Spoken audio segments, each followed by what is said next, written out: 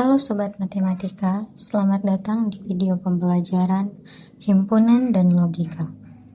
Pada kesempatan ini, kita akan mengupas tuntas salah satu fondasi penting dalam matematika, yaitu metode pembuktian.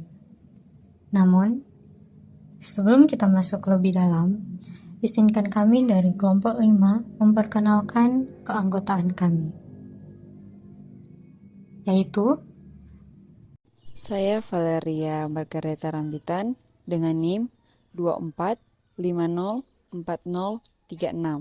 Saya Revalina Karen Manopo dengan NIM 24504038. Saya Yonelia Maninda dengan NIM 24504041. Igusti Newman Arjana dengan NIM 20504044. Yemi Kogoya dengan NIM 24504051. Dalam kehidupan sehari-hari, kita sering menerima pernyataan seperti, kalau kamu belajar, kamu pasti bisa. Dalam matematika, pernyataan seperti ini tidak cukup diyakini, harus dibuktikan. Pembuktian adalah jantung dari matematika. Ia bukan hanya menyatakan bahwa suatu benar, tapi mengapa itu benar. Dalam video ini, kita akan belajar bagaimana membuktikan suatu klaim secara logis, terstruktur, dan sistematis. Adapun tujuan pembelajaran, yaitu yang pertama, menjelaskan pengertian metode pembuktian. Yang kedua, mengidentifikasi dan menguraikan berbagai jenis metode pembuktian. Yang ketiga, memberikan contoh penerapan masing-masing metode. Dan yang terakhir, menentukan metode pembuktian yang sesuai dengan bentuk soal. Kita masuk pada materi. Apa itu metode pembuktian? Metode pembuktian dalam konteks logika dan himpunan matematika adalah cara atau teknik sistematis yang digunakan untuk menunjukkan kebenaran suatu pernyataan atau proposisi matematis berdasarkan aturan, logika formal, dan konsep dasar himpunan. Contoh dalam himpunan dan logika. Dalam konteks himpunan, jika kita ingin membuktikan bahwa jika A dan B adalah himpunan, maka A irisan B adalah himpunan bagian dari A.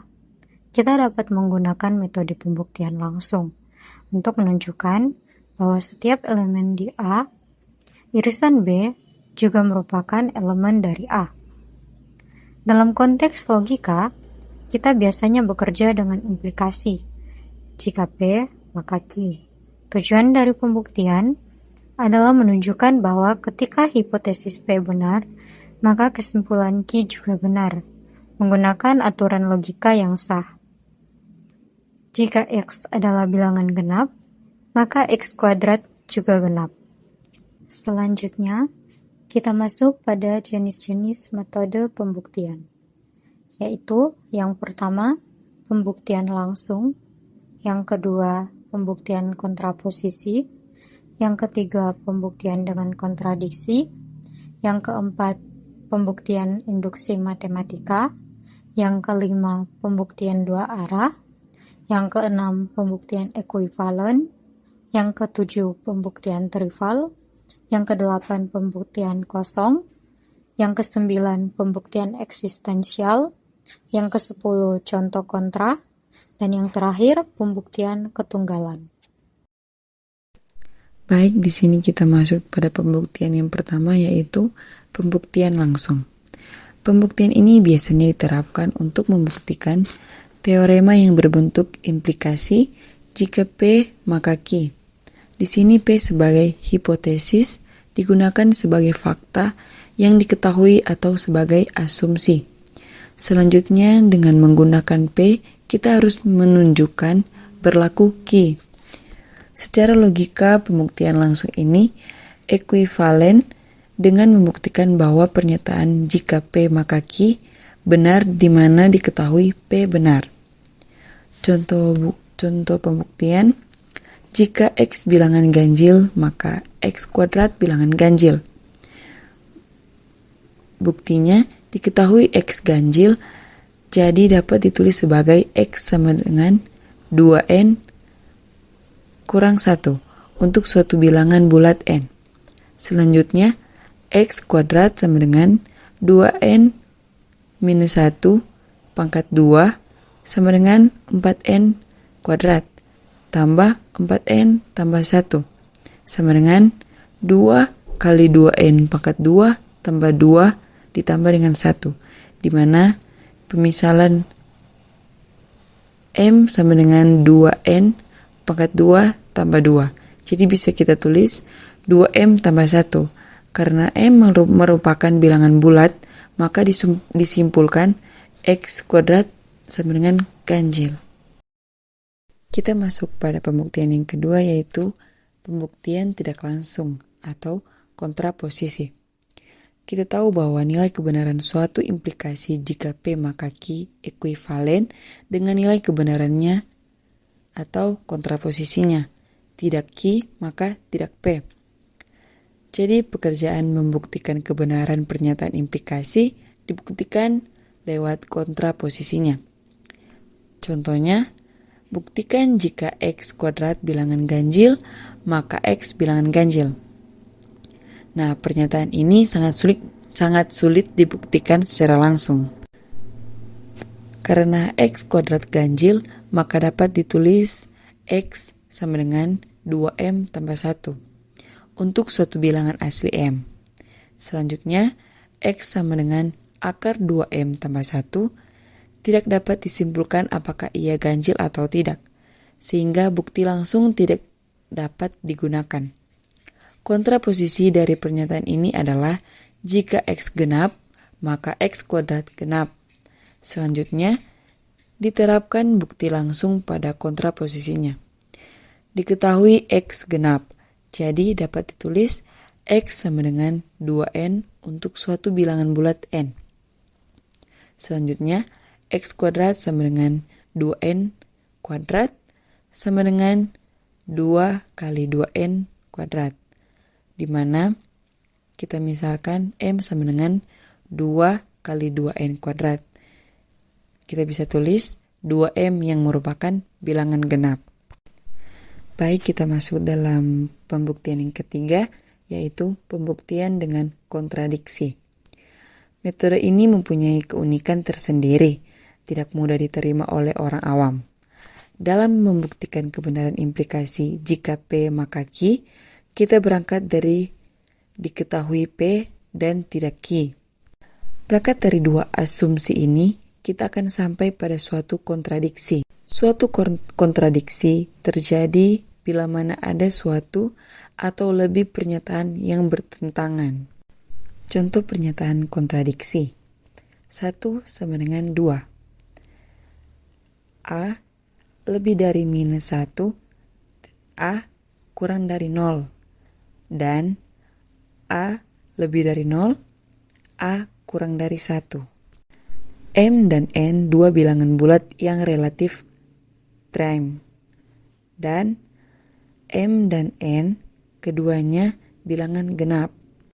Misalkan, himpunan A didefinisikan sebagai interval setengah terbuka A, sama dengan interval tertutup 0 dan terbuka 1. Buktikan maksimal A tidak ada. Dan pernyataan ini dapat dinyatakan dalam bentuk implikasi berikut. Jika A sama dengan interval tertutup di 0 dan terbuka di 1, maka maksimum A tidak ada. Andaikan maksimum A ada, katakan P, maka haruslah P lebih dari 0 dan P kurang dari 1. Dan akibatnya 1/2P kurang dari 1/2 dan 1/2 P tambah 1 kurang dari 1. Diperoleh P sama dengan 1/2P tambah 1/2P. Kurang dari 1/2P tambah 1/2 sama dengan 1/2P kali P tambah 1 kurang dari 1. Diperoleh dua pernyataan berikut. P maksimum A yaitu elemen terbesar himpunan A. Ada Q elemen dari A yaitu Q sama dengan 1/2 kali P tambah 1 yang lebih besar dari P. Kedua pernyataan ini kontradiktif, jadi pengandaian A mempunyai maksimum adalah salah, jadi haruslah tidak ada maksimum. Selanjutnya kita akan masuk ke pembuktian yang keempat, yaitu pembuktian induksi matematika. Secara umum, penalaran di dalam matematika menggunakan pendekatan deduktif. Tidak dapat dibayangkan bagaimana orang dapat membuktikan kebenaran pernyataan yang memuat kalimat untuk setiap epsilon lebih dari 0, untuk setiap bilangan asli n, untuk setiap fungsi kontinu f, dan lain-lain. Tidak mungkin dapat ditunjukkan satu persatu untuk menunjukkan kebenaran pernyataan tersebut. Tapi ada salah satu pola penalaran pada matematika yang menggunakan prinsip induksi. Biasanya disebut induksi matematika. Prinsip induksi matematika ini adalah untuk inferensi terhadap pernyataan tentang n di mana n berjalan pada himpunan bilangan bulat. Biasanya himpunan bilangan asli n atau pada himpunan bagian bilangan asli n1 himpunan bagian dari bilangan asli n. Biasanya pernyataan tentang bilangan asli n dinyatakan dengan Pn. Masuk ke contoh. Untuk setiap n anggota bilangan asli n berlaku 1 tambah 2 tambah 3 titik tambah n. Setengah n kali n tambah 1 diperoleh P1 nilainya 1 sama dengan setengah kali 1 kali 1 tambah 1. P3 nilainya 1 tambah 2 tambah 3 sama dengan setengah kali 3 kali 3 tambah 1. P6 nilainya 1 tambah 2 tambah 3 tambah 4 tambah 5 tambah 6 sama dengan setengah kali 6 kali 6 tambah 1. Teorema 1. Misalkan S himpunan bagian dari N yang memiliki sifat-sifat berikut.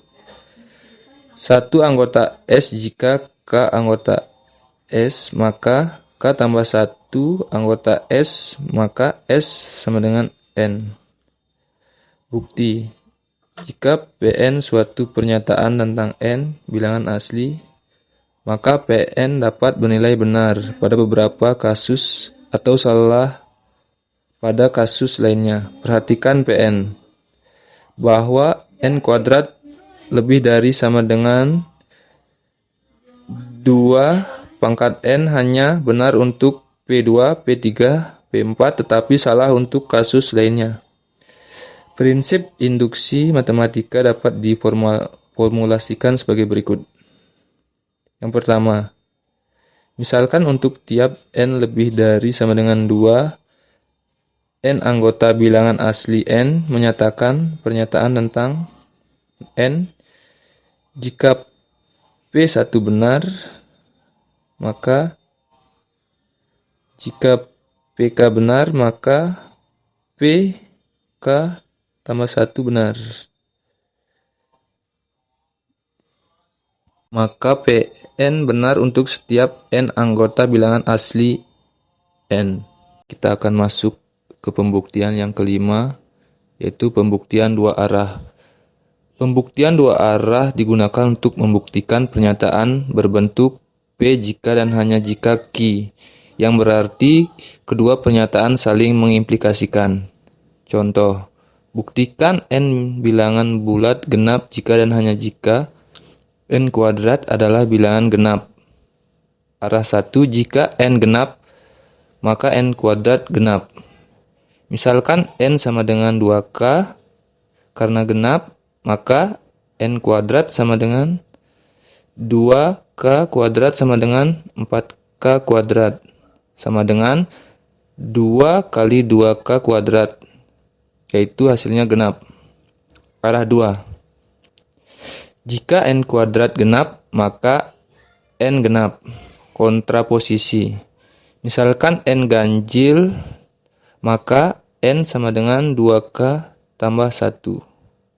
Maka N kuadrat sama dengan 2K tambah 1 kuadrat sama dengan 4K kuadrat tambah 4K tambah 1 sama dengan 2 kali 2K kuadrat tambah 2K tambah 1, hasilnya ganjil.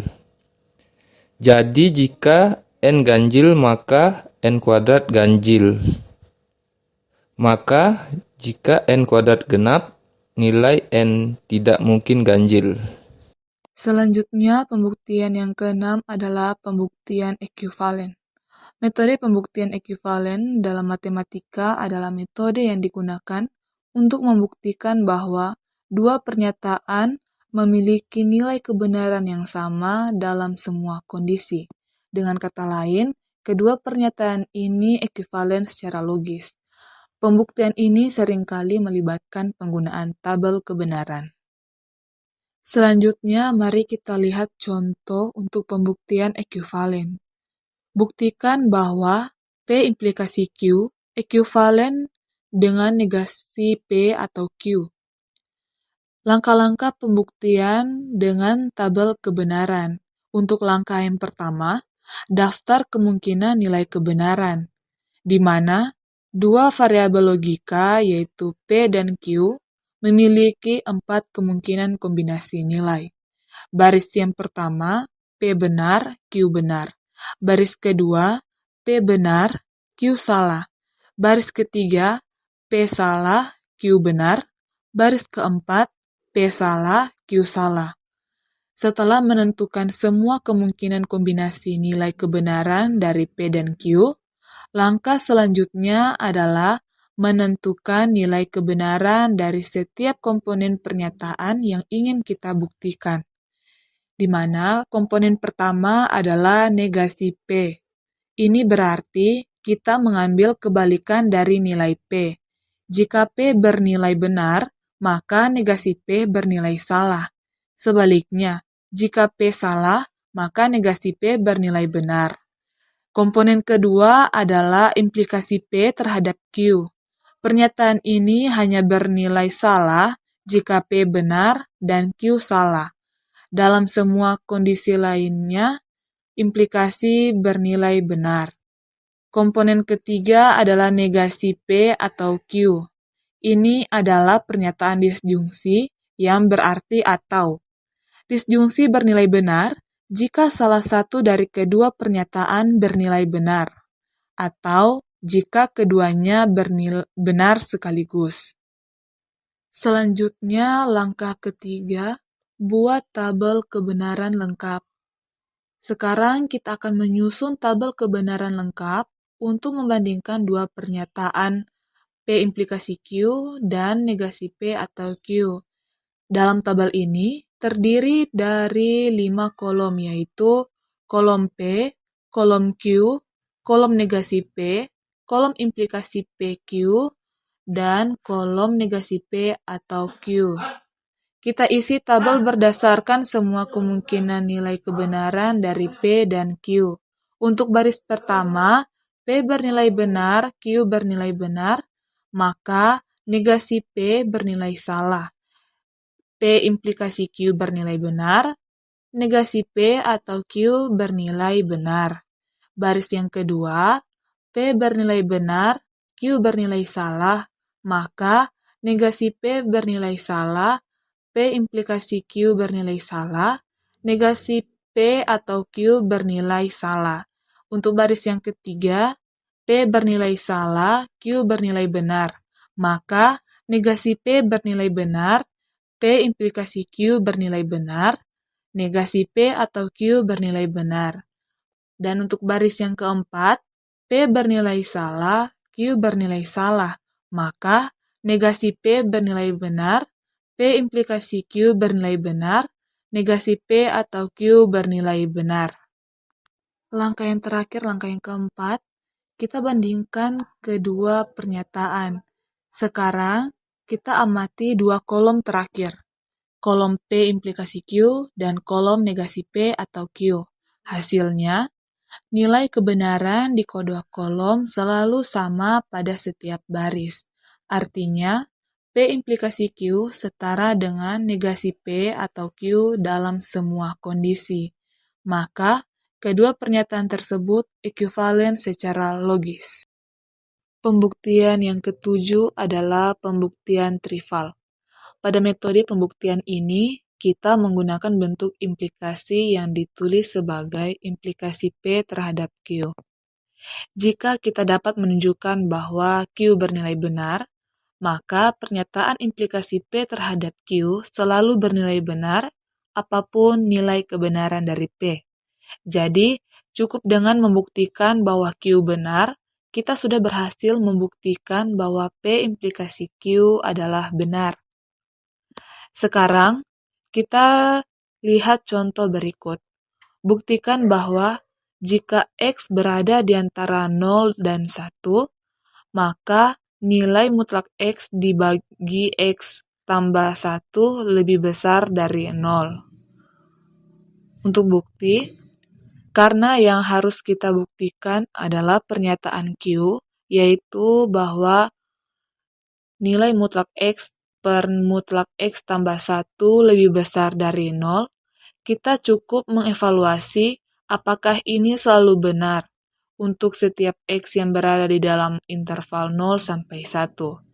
Perhatikan bahwa untuk setiap bilangan real X dalam interval 0, 1, nilai mutlak dari X dibagi mutlak X tambah 1 pasti menghasilkan bilangan positif.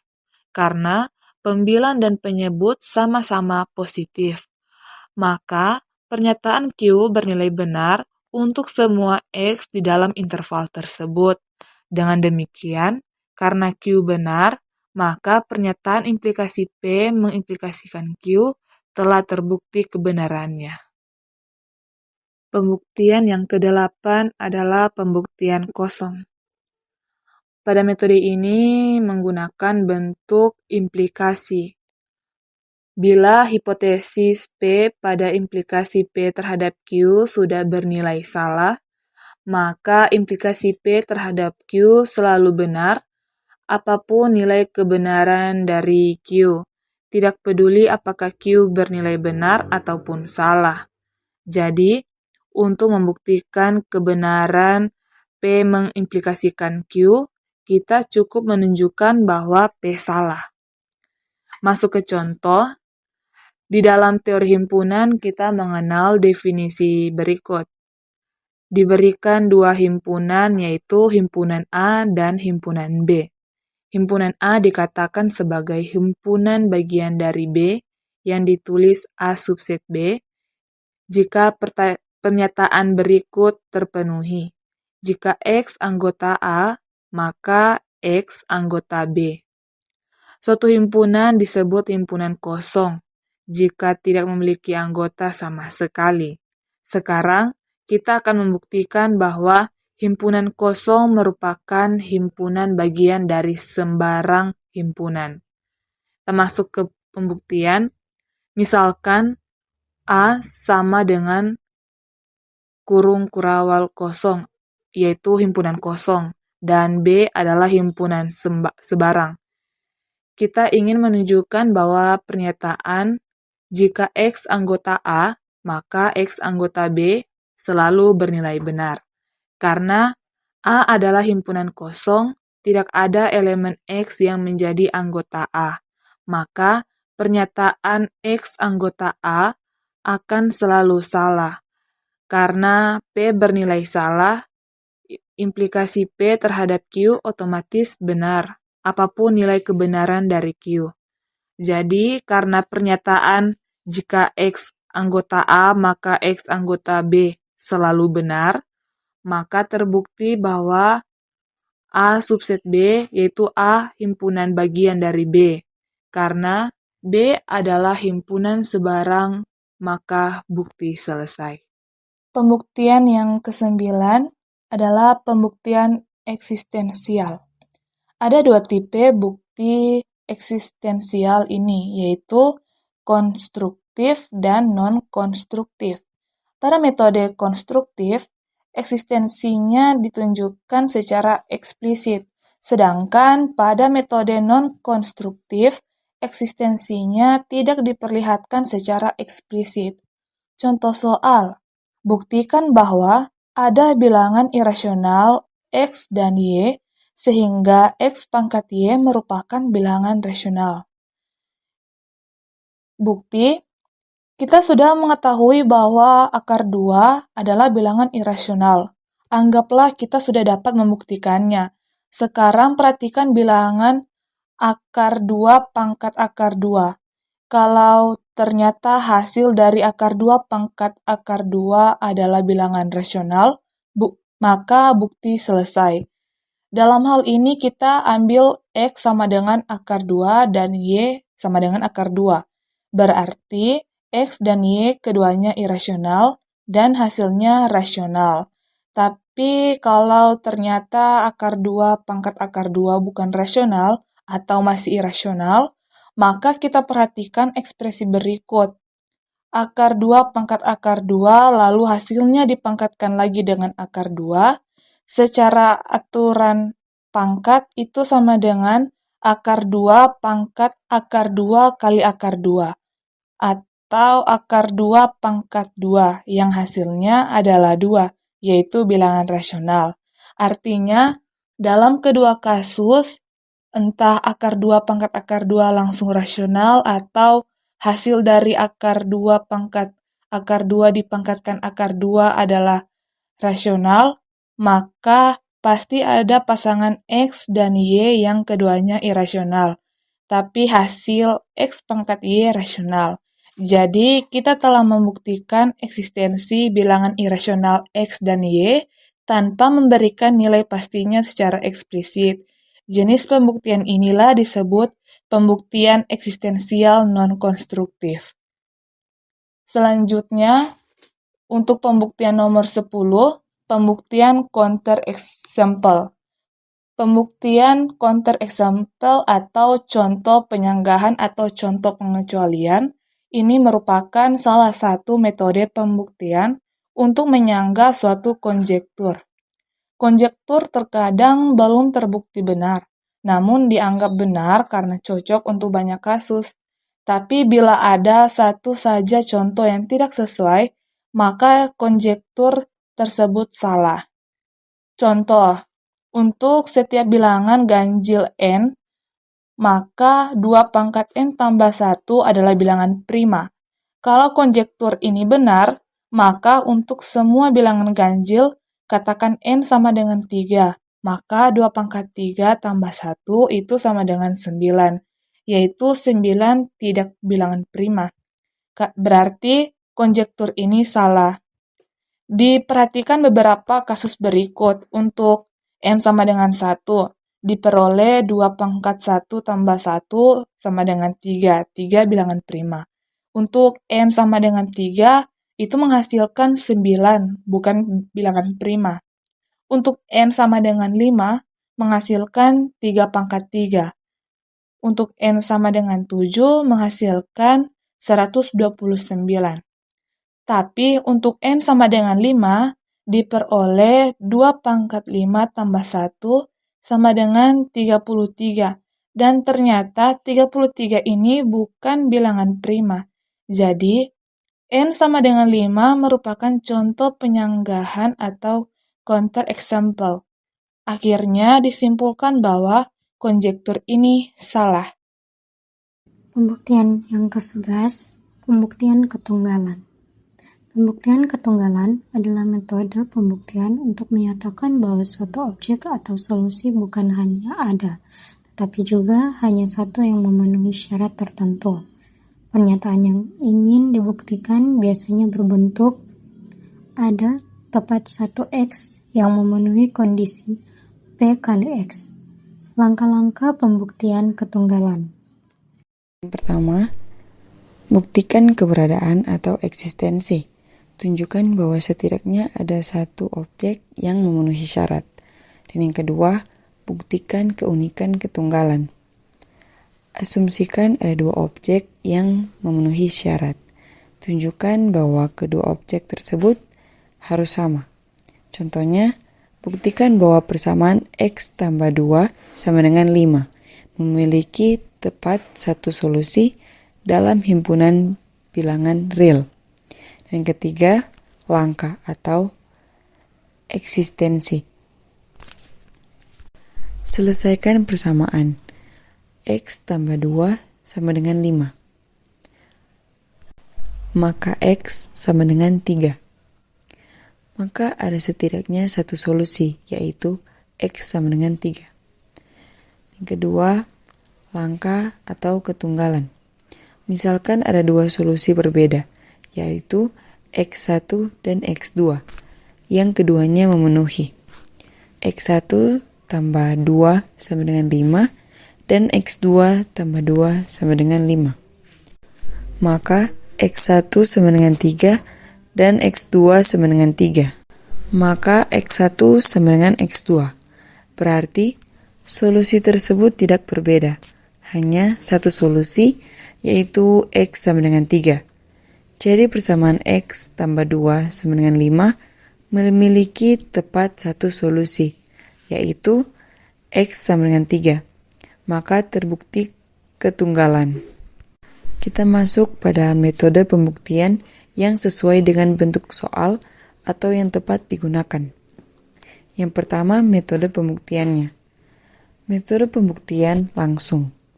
Situasi atau soal cocok. Pernyataan implikasi sederhana dengan langkah logis dari hipotesis ke kesimpulan. Contoh soal, jika X ganjil, maka X kuadrat juga ganjil. Metode pembuktian atau pembuktian tidak langsung, kontraposisi. Situasi soal dicocok, bila sulit langsung dan tidak Q, maka tidak P, lebih mudah dibuktikan. Contoh soalnya, jika X kuadrat ganjil, maka X juga ganjil. Yang ketiga, metode pembuktian kontradiksi.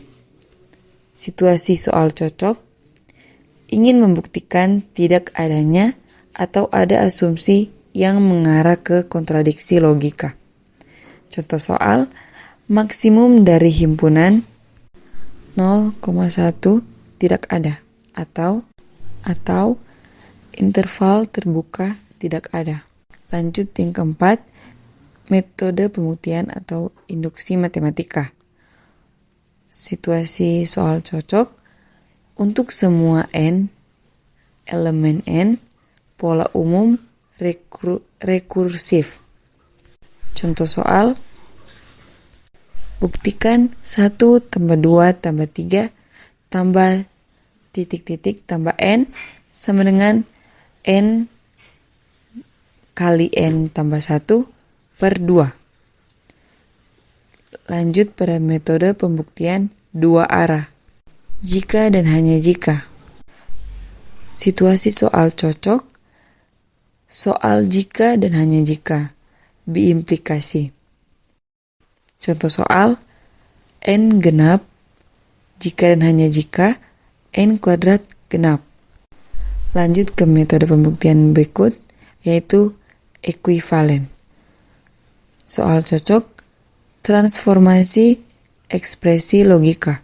Contoh soal, buktikan jika P, maka Q sama dengan tidak P atau Q. Lanjut ke metode pembuktian berikutnya, trivial. Soal cocok, kesimpulan Q selalu benar. Contoh soal, jika X lebih dari 0 dan X kurang dari 1, maka metode pembuktian selanjutnya kosong atau focus proof. Soal cocok, jika hipotesis salah, maka implikasi pasti benar. Contoh soal, Himpunan kosong adalah bagian dari himpunan manapun. Lanjut ke metode pembuktian berikutnya, yaitu eksistensial. Soal cocok, tunjukkan bahwa ada objek yang memenuhi. Contoh soal, ada bilangan irasional XY sehingga X kuadrat rasional. Metode pembuktian berikutnya yaitu contoh kontra. Soal cocok untuk membantah pernyataan umum. Soal cocok, jika semua 2 kuadrat pangkat N tambah 1 adalah prima, maka salah untuk N sama dengan 5. Lanjut ke metode pembuktian berikutnya, yaitu ketunggalan. Soal cocok, buktikan bahwa solusi satu-satunya. Contoh soal, persamaan X tambah 2 sama dengan 5 hanya punya satu solusi. Kita masuk pada latihan soal dan pembahasan. Nomor 1, jika X bilangan genap, maka X kuadrat genap. Metode pembuktian langsung. Penyelesaiannya, misalkan X adalah bilangan genap, maka X sama dengan 2N. Dengan N elemen Z. Yang kedua, hitung X kuadrat. X kuadrat sama dengan 2N kuadrat, sama dengan 4N kuadrat, sama dengan 2 kali 2N kuadrat. Karena hasilnya terbentuk 2K, maka X kuadrat adalah bilangan genap. Yang pertama sudah terbukti. Dan yang kedua, nomor kedua, jika X kuadrat ganjil, maka X ganjil. Metode kontraposisi. Kita memakai metode kontraposisi. Penyelesaiannya, yang pertama, pernyataan asli sulit dibuktikan langsung. Dan yang kedua, gunakan kontraposisi. Jika X genap, maka X kuadrat genap. Misalnya, X sama dengan 2N. Maka X kuadrat sama dengan 2N kuadrat. Sama dengan 4N kuadrat. Sama dengan 2 kali 2N kuadrat. Maka genap. Karena kontraposisinya benar, maka pernyataan asli juga benar. Terbukti dengan kontraposisi. Contoh soal nomor 3. Jika fx sama dengan x kuadrat kurang 2x tambah 1, maka fx sama dengan 0.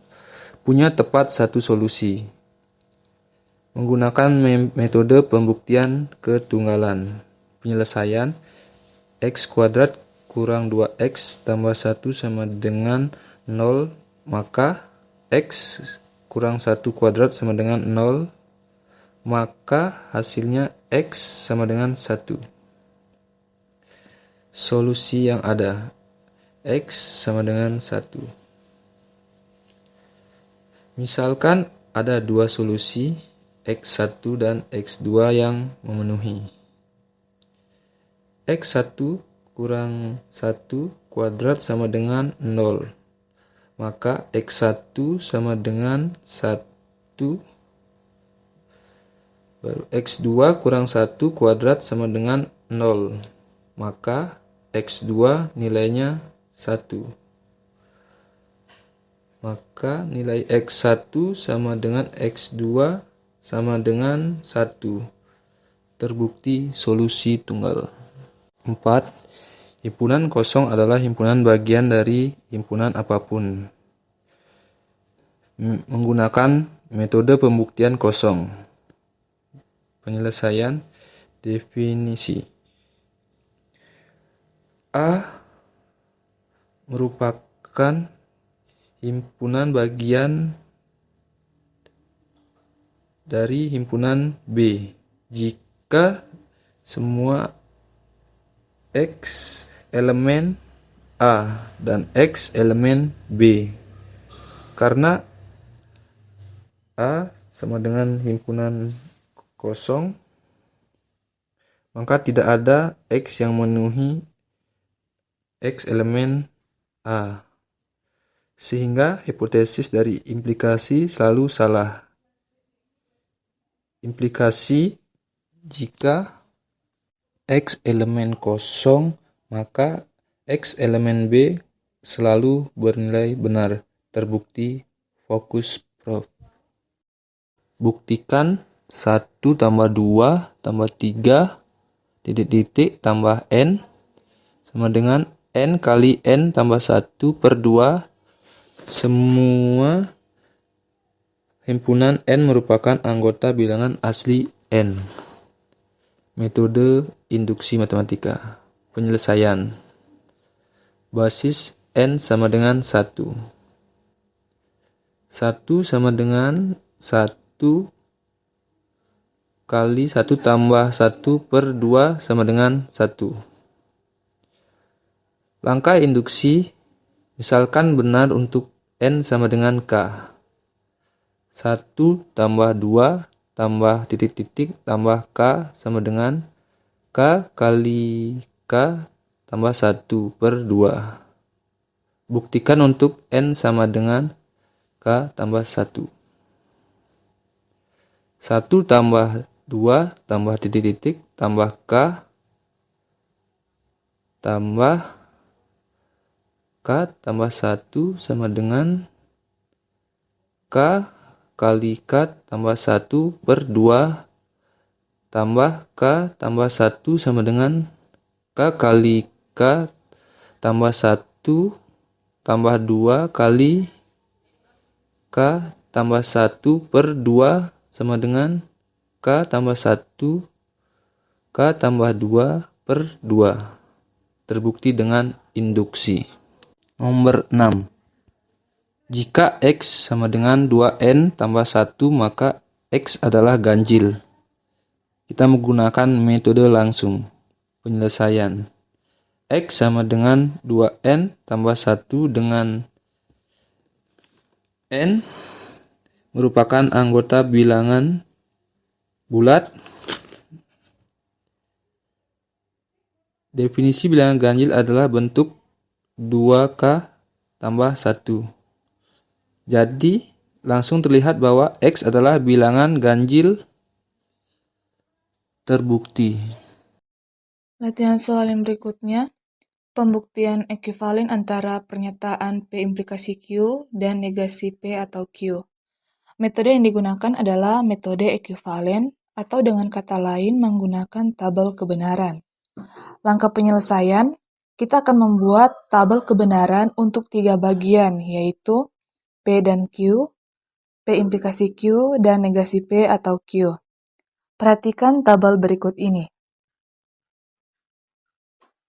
Dari tabel ini, kita lihat bahwa kolom P implikasi Q dan kolom negasi P atau Q memiliki isi yang sama persis. Artinya, P implikasi Q ekuivalen dengan negasi P atau Q. Terbukti ini ekuivalen. Selanjutnya untuk nomor yang ke-8, contoh kontradiksi. Kontradiksi adalah sebuah pernyataan yang sudah pasti salah. Contoh klasiknya adalah pernyataan bahwa 1 sama dengan 2. Jelas bahwa pernyataan ini tidak mungkin benar, sehingga termasuk dalam kontradiksi. Terbukti ini adalah bentuk klasik kontradiksi. Sekarang kita masuk soal nomor 9. Pada soal ini, kita diminta membuktikan bahwa ada bilangan irasional X dan Y, sehingga hasil dari X pangkat Y adalah bilangan rasional. Metode yang digunakan adalah eksistensial non-konstruktif, yang artinya kita membuktikan kebenaran sesuatu tanpa perlu menyebutkan angka pastinya. Langkah pertama, kita ambil X sama dengan Y. Dan keduanya kita pilih sebagai akar 2. Jadi, X sama dengan Y sama dengan akar 2. Kemudian kita hitung X pangkat Y sama dengan akar 2 pangkat akar 2. Pertanyaannya, apakah hasil ini rasional? Kita belum tahu. Bisa jadi iya, bisa jadi tidak. Nah, kalau ternyata hasil dari akar 2 pangkat akar 2 ini tidak rasional, kita bisa ambil langkah berikutnya. Kita jadikan hasil ini sebagai X baru, dan tetap pakai akar 2 sebagai Y. Sehingga X sama dengan akar 2 pangkat akar 2, Y sama dengan akar 2. Lalu kita hitung kembali, X pangkat Y sama dengan akar 2 pangkat akar 2 dipangkatkan akar 2 sama dengan akar 2 pangkat akar 2 kali akar 2 itu sama dengan akar 2 pangkat 2 dan hasilnya adalah 2. Dan 2 ini adalah bilangan rasional. Jadi, tanpa menyebutkan nilai pastinya, kita berhasil membuktikan bahwa memang ada bilangan irasional X dan Y yang jika dipangkatkan hasilnya adalah bilangan rasional. Inilah contoh pembuktian eksistensial non-konstruktif.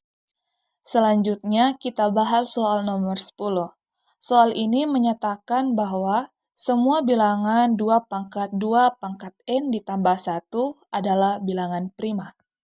Untuk membuktikan bahwa pernyataan ini salah, kita menggunakan metode contoh kontra, yaitu cukup dengan satu contoh saja yang membuat pernyataan gagal, maka seluruh pernyataan umum terbantahkan. Mari kita uji beberapa nilai N. Untuk yang pertama, saat N sama dengan 1, maka 2 pangkat 1 tambah 1 sama dengan 2 pangkat 2 ditambah 1 sama dengan 4 tambah 1 sama dengan 5. 5 adalah bilangan prima. Untuk N sama dengan 2, 2 pangkat 2 dipangkatkan 2 tambah 1 sama dengan 2 pangkat 4 tambah 1 sama dengan 16 tambah 1 sama dengan 17, dan 17 adalah bilangan prima. Untuk N sama dengan 3, 2 pangkat 2 pangkat 3 tambah 1 sama dengan 2 pangkat 8 tambah 1 sama dengan 256 tambah 1, hasilnya adalah 257, itu bilangan prima. Untuk N sama dengan 4, 2 pangkat 2 pangkat 4 tambah 1 sama dengan 2 pangkat 16 tambah 1 sama dengan 65.536 tambah 1 sama dengan 65.537, dan itu adalah bilangan prima. Namun saat kita coba N sama dengan 5, 2 pangkat 2 pangkat 5 tambah 1 itu sama dengan 2 pangkat 32 ditambah 1 sama dengan 4.294.967.296 ditambah 1, itu hasilnya adalah 4.294.967.297. Ternyata bilangan ini bisa dibagi habis oleh 641 dan 6.700.417, yang artinya bilangan ini bukan prima tapi komposit. Karena hanya satu contoh saja sudah cukup untuk membuktikan pernyataan umum menjadi salah, maka dapat kita simpulkan pernyataan semua bilangan 2 pangkat 2 pangkat N ditambah 1 adalah prima itu terbukti salah. Inilah yang disebut metode contoh kontra. Sekarang kuis. Sekarang giliran kamu untuk menjawab beberapa soal yang sudah disiapkan. Setiap soal pastinya sudah dilengkapi dengan pilihan jawaban dan pembahasannya. Yuk kita mulai kuisnya. Soal pertama, jika A adalah bilangan genap, buktikan bahwa A pangkat 3 juga genap. Metode pembuktian yang paling tepat adalah A. Kontradiksi, B. Induksi, C. Langsung, D. Eksistensial.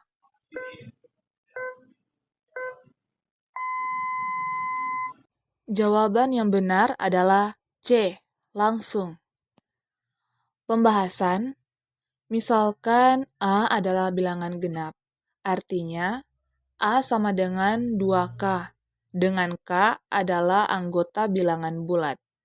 Maka A pangkat 3 sama dengan 2K pangkat 3, yang sama dengan 8K pangkat 3.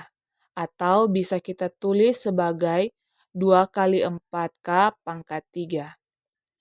Karena mereka kelipatan 2, maka A pangkat 3 adalah bilangan genap. Ini adalah pembuktian langsung karena kita menyimpulkan langsung dari hipotesis ke kesimpulan. Sekarang kita lanjut ke soal yang kedua. Jika B adalah bilangan genap, maka B kuadrat tidak mungkin ganjil. Untuk membuktikan ini secara efektif, metode yang kita gunakan adalah A. Langsung, B. Kontraposisi, C. Induksi, D. Ketunggalan.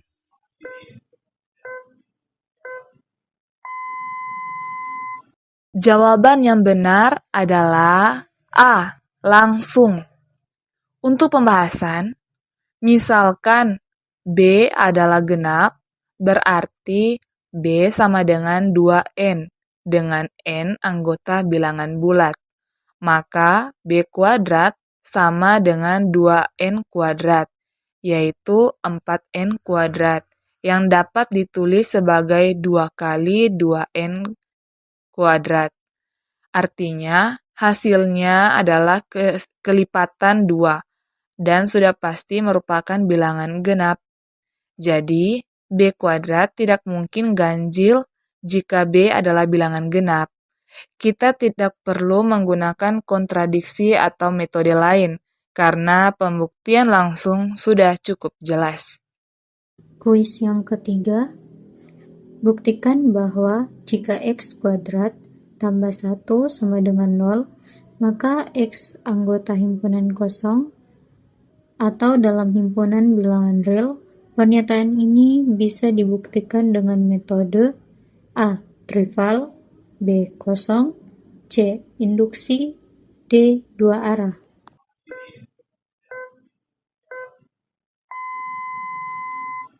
Jawabannya yaitu B. Kosong. Pembahasan, persamaan X kuadrat tambah 1 sama dengan 0 berarti X kuadrat sama dengan negatif 1. Tapi, untuk semua X anggota himpunan bilangan real, X kuadrat lebih besar sama dengan 0. Maka, persamaan tersebut tidak memiliki solusi di himpunan bilangan real, atau himpunan solusinya adalah himpunan kosong. Artinya, premis pernyataan selalu salah, sehingga implikasi P ke Q otomatis benar berdasarkan hukum logika. Inilah yang disebut focus proof, yaitu pembuktian karena premisnya kosong atau tidak berlaku. Kuis yang keempat, buktikan bahwa jumlah dari dua bilangan ganjil selalu menghasilkan bilangan genap. Metode yang paling cocok adalah A. Langsung, B. Kontradiksi, C. Induksi, D. Eksistensial.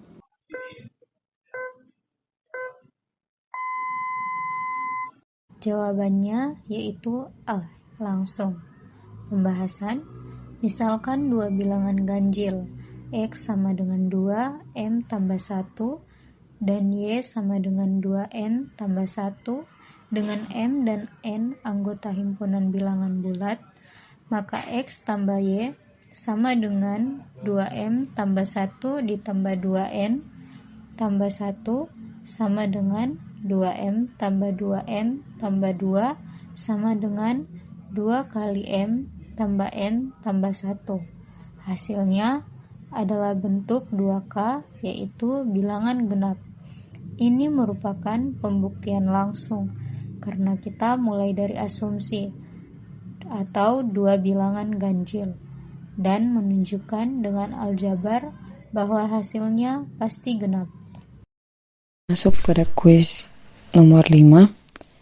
Buktikan bahwa untuk setiap N elemen N berlaku 5 tambah 10 tambah 15 tambah titik-titik tambah 5N sama dengan 5N kali N tambah 1 per 2.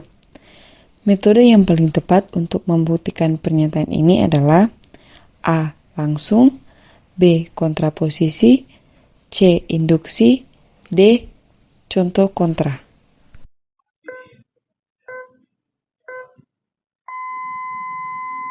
Jawabannya yaitu C. Induksi. Pembahasan metode induksi digunakan untuk membuktikan pernyataan yang berlaku untuk semua bilangan bulat positif. Langkah-langkahnya, yang pertama, basis N sama dengan 1, yaitu 5 sama dengan 5 kali 1 kali 1 tambah 1 per 2, sama dengan 10 per 2 sama dengan 5. Langkah kedua, langkah induksi. Misalkan pernyataan benar untuk N sama dengan K, yaitu 5 tambah 10 tambah titik-titik tambah 5K sama dengan 5K kali K tambah 1 per 2. Yang ketiga, buktikan untuk N sama dengan K tambah 1. Tambahkan suku ke K tambah 1 dan 5 kali K tambah 1, yaitu 5K kali K tambah 1 per 2 tambah 5 kali K tambah 1 sama dengan 5K kali K tambah 1 tambah 10 kali K tambah 1 per 2 sama dengan 5 kali K tambah 1 kali K tambah 2 per 2. Selanjutnya, sama seperti rumus yang berlaku untuk N sama dengan K tambah 1, pernyataan benar untuk semua N anggota himpunan bilangan asli, terbukti secara induktif. Saat ini kita masuk pada kesimpulan, yaitu metode pembuktian sangat penting dalam logika dan matematika, karena membantu memastikan kebenaran pernyataan secara sistematis. Setiap jenis pembuktian memiliki kegunaan khusus, tergantung pada bentuk pernyataan yang dibuktikan. Penggunaan metode yang tepat tidak hanya memudahkan pembuktian, tetapi juga memperdalam pemahaman konsep matematika serta memperkuat argumen logis dalam pemecahan masalah dan pengembangan teori. Terima kasih sudah belajar bersama. Tetap semangat dalam berpikir kritis dan logis.